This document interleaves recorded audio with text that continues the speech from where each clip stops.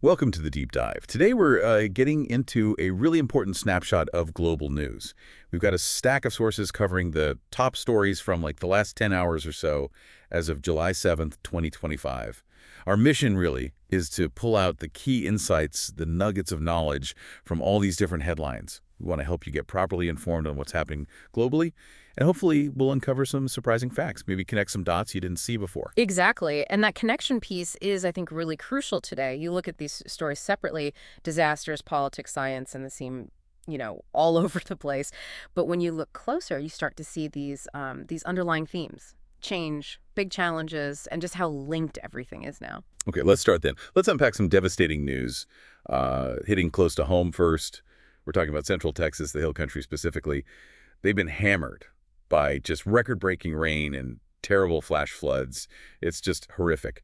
Reports say at least 78 people dead, and that includes 28 children. Many of them were at a summer camp, Camp Mystic. Search and rescue is still going hard, looking for 41 missing people right now. President Trump has declared it a federal disaster area, and you've got the National Guard out there, drones, Coast Guard helos, the works. Yeah, and one thing the sources are highlighting, which is important, is what happens after the immediate event. There are already some pretty harsh questions being asked about earlier cuts to weather warnings. It's like a pattern you see after disasters, right? This intense scrutiny starts looking at preparedness, accountability. It forces these tough conversations. Right, that vulnerability, whether it's a community hit by floods or, global markets suddenly getting spooked, it really shows how fast things can ripple out. And speaking of shocks, there's big turbulence happening in the financial world, too. Yeah, so while Texas is dealing with this tragedy, President Trump made some moves that really rattled global markets. This happened just as the BRICS leaders were meeting down in Rio. He's threatened new tariffs targeting those BRICS countries starting Monday. We're talking potentially 10% duties on nations he called, quote, anti-American. And the reaction was pretty swift. The dollar got stronger, but stock futures dropped. It just adds more, confusion around this July 9th truce deadline that's coming up. And this isn't just like market noise. It's a really clear example of trade policy being used as a geopolitical tool. Tariffs fundamentally make imported goods more expensive. That can mean inflation at home, less trade overall, and the dollar strengthening. Well, in uncertain times, people often rush to the dollar as a safe haven, so money moves out of things perceived as riskier, like global stocks. It signals potential shifts in supply chains long-term, kind of reminds you of those trade disputes we saw a few years back, doesn't it? That's a great point about the long-term ripples. Okay, let's swing back to Texas for a moment, but look at a different angle. The human response, the support pouring in. Matthew McConaughey, Texas's own, he's put out a really strong appeal for Americans to support the communities in Kerr County. He's also praising their resilience, which is amazing to see. And he's not the only one. You've got other celebrities stepping up, Jennifer Garner, Shakira pledging money. And on the ground, the reports mention volunteers doing just grueling rescue work. And you hear these incredibly emotional stories from survivors. It's powerful. It shows that human spirit, I guess. Absolutely. That contrast is stark, isn't it? The policy decisions, the market shocks, and then this very human, very immediate response to tragedy. Yeah. Okay, so from that, let's shift gears again. Let's look at international gathering security, what's happening on that front. Over at The Hague, NATO leaders just wrapped up a summit with a pretty major commitment. They're planning to raise military spending significantly, up to 5% of GDP by 2035. And they're also expanding arms shipments to Ukraine, specifically mentioning nuclear-capable jets. Right. And that 5% figure by 2035, that's not just tinkering with budgets. I mean, that signals a scale of remilitarization in Europe we haven't really seen in, generations, maybe since the Cold War. It suggests they see the current tensions not just as a passing crisis, but maybe as a long-term shift. They're preparing for a sustained period of instability, really reshaping their whole defense posture. A long-term shift. Wow. Okay, so how does that NATO move connect with what the BRICS nations are doing? Because they were meeting at the same time, right? It feels like these two big blocks are, solidifying.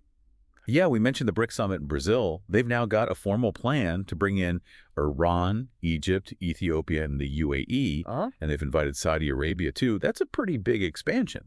It really is. And what's so interesting is seeing these things happen side by side. the NATO defense boost and this BRICS expansion, bringing in these new members definitely increases BRICS' economic weight, their political influence.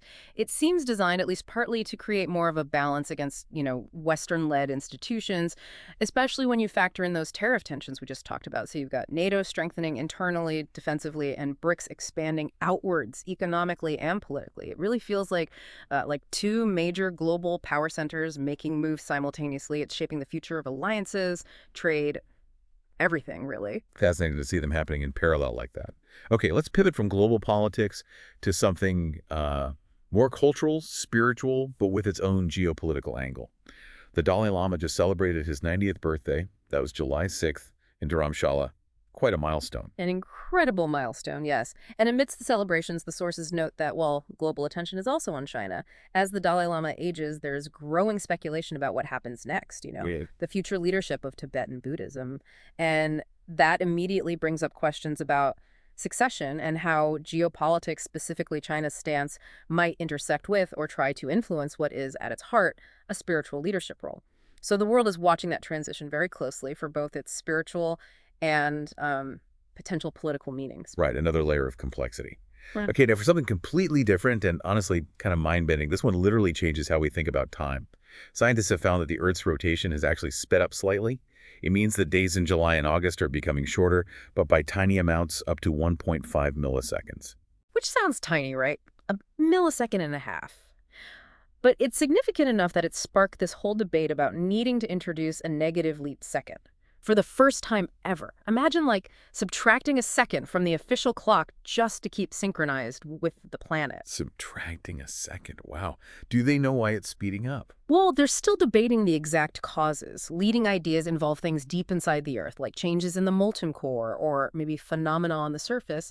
Things like post-glacial rebound, that's the land slowly rising after the massive ice sheets melted thousands of years ago. It subtly shifts the planet's mass distribution, affecting the spin. It's just a wild reminder of how dynamic the Earth is, isn't it? And how we're tied to its physics. Definitely wild. Okay, from the Earth's spin, let's go to the oceans. Another major change happening there, with huge implications. Yeah, this is pretty grim news about coral reefs. There's an ongoing marine heat wave, and scientists are calling it the worst coral bleaching event in recorded history. The estimate is that it's damaged something like 84% of the world's coral ecosystems. 84%. That number is just staggering, and it massively fuels concerns about climate change, obviously, but also about biodiversity loss. People call reefs the rainforests of the sea for a reason, right? They support maybe a quarter of all marine life. So when you lose or severely damage over 4/5 of them, it's not just about losing pretty colors. It's a potential collapse of marine food webs. It impacts fishing, coastal protection. The knock-on effects are just immense. The so what is huge and urgent. It really puts the climate crisis into sharp focus. But, okay, let's find a glimmer of positive environmental news. Because sometimes there are comeback stories. This one's out of Paris. They've actually reopened parts of the Seine River for public swimming, which is amazing because apparently swimming there has been banned since 1923. That's a century. Yeah, 100 years. And it's more than just, letting people take a dip. It represents decades of hard work cleaning up the river, a huge urban renewal effort. And the timing's key too, isn't it? It's partly aimed at boosting tourism and showing off the city's revival efforts right before the Olympics. It's a great example, really, of how environmental cleanup can have these really tangible benefits for city life. Shows it can be done, even big projects, with enough effort and political will. That's genuinely good to hear. Yeah. Okay, one last story to round things off. Another climate-related one, but this time with a political dimension happening alongside it. The UK just had its hottest day of 2025 so far. Temperatures hit nearly 36 Celsius, that's about 97 Fahrenheit, down in Kent. Another marker of these extreme weather patterns. Right. And the sources note that, sort of concurrently, the UK Parliament was moving forward with some pretty controversial welfare reforms, which obviously stirred up political tensions. And putting those two things side by side, it's not that the heat wave caused the debate on welfare, of course not. But it highlights how life goes on, doesn't it? People are dealing with the direct impact of extreme heat, while simultaneously their government is pushing through major policy changes that also affect daily lives. It shows the different pressures and priorities governments juggle. Yeah, that's a really interesting juxtaposition. Okay, so we've covered a lot of ground here. Disasters, geopolitics, markets, science, environment. What's the takeaway when you try to put it all together? I think For me, it really underscores that interconnectedness we talked about at the start and just the sheer speed of everything. None of these things happen in a vacuum, you know? The tariffs affect markets, which links to geopolitical blocs like BRICS and NATO making moves, which happens against a backdrop of environmental crises like the coral bleaching and heat waves. Staying informed today really means looking beyond the single headline, trying to see those connections, those broader forces shaping events. It's about understanding the ripple effects. That really sums it up well. And leaves us with a big question, maybe something for you, the listener, to think about. Given this constant churn we've seen just in today's news markets reacting instantly, the planet literally speeding up, climate changing dramatically, alliances shifting, how do we actually prepare? As individuals, as societies, how do we get ready for a future that just feels like it's accelerating on so many different levels? Something to definitely keep thinking about.